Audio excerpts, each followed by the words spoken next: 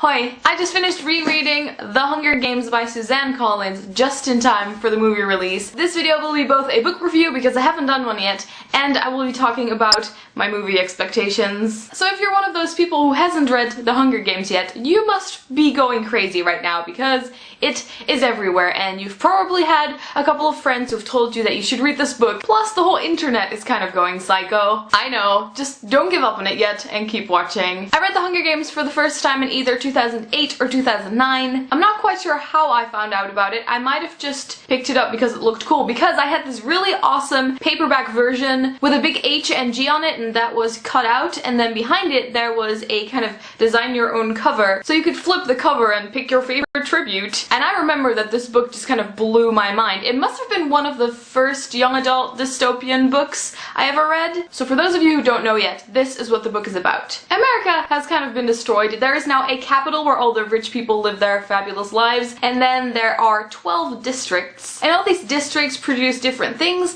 The story is about Katniss, who lives in District 12, which is the minor district. They are really poor. She has to take care of her mother and her little sister. Now the title of the book is of course The Hunger Games, and The Hunger Games is a yearly event in which one girl and one boy from each district get chosen kind of randomly to compete in the Hunger Games. They get put into this arena and only one can survive. And this is all kind of done in a reality TV way, and the Capitol just loves it. The book starts on the day of the reaping, which is the day that the children get selected, and unfortunately Katniss's younger sister, Primrose, who is only 12, gets selected. Katniss doesn't hesitate to volunteer to appear as a tribute instead of her sister, and that is how everything gets started. One of the reasons why I really like this book is that it is super fast paced. I feel like the writing is very compact, and it means you can read this book in a day or two. Katniss is a very strong female protagonist. You're in her head all the time, and I think she is a very pleasant character to kind of explore. It's refreshing. She's very determined. Sometimes she's a little bit oblivious, but you know. There's so many aspects of this book that I really enjoyed. There's one scene in particular that always grabs me, which is kind of an unexpected one. It's basically when Peeta and Katniss are on the train to the Capitol. Peeta is the boy tribute, by the way. They have this fabulous meal, and Katniss is so used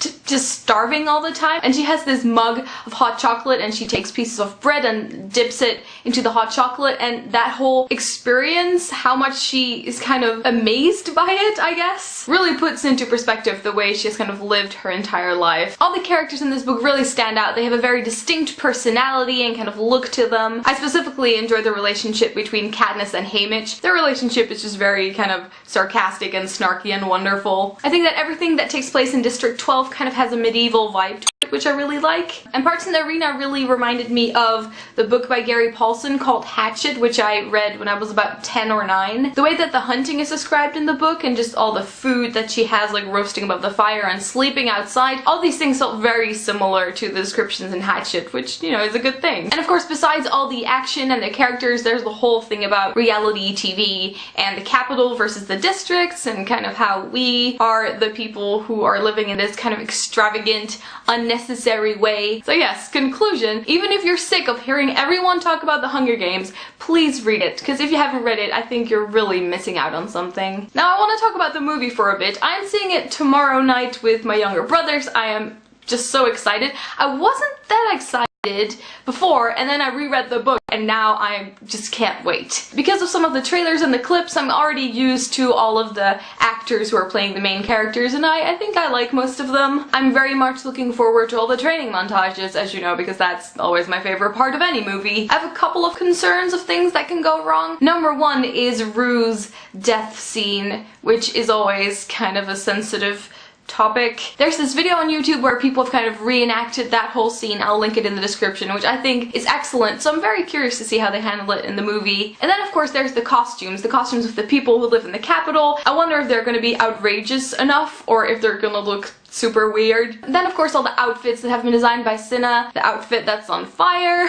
I really hope that they can do all of that justice. And then the final thing that could go wrong, I'm kind of worried about the mutations, all the different animals, especially the kind of wolf-like creatures at the end. So yeah, I am keeping my fingers crossed. You can let me know in the comments if you've read The Hunger Games, if you liked it, and whether you're going to see the movie. And of course you can tell me which parts you're looking forward to in the movie and which parts you're kind of worried about. I'll see you guys soon, probably with a Hunger Games movie review. Doei!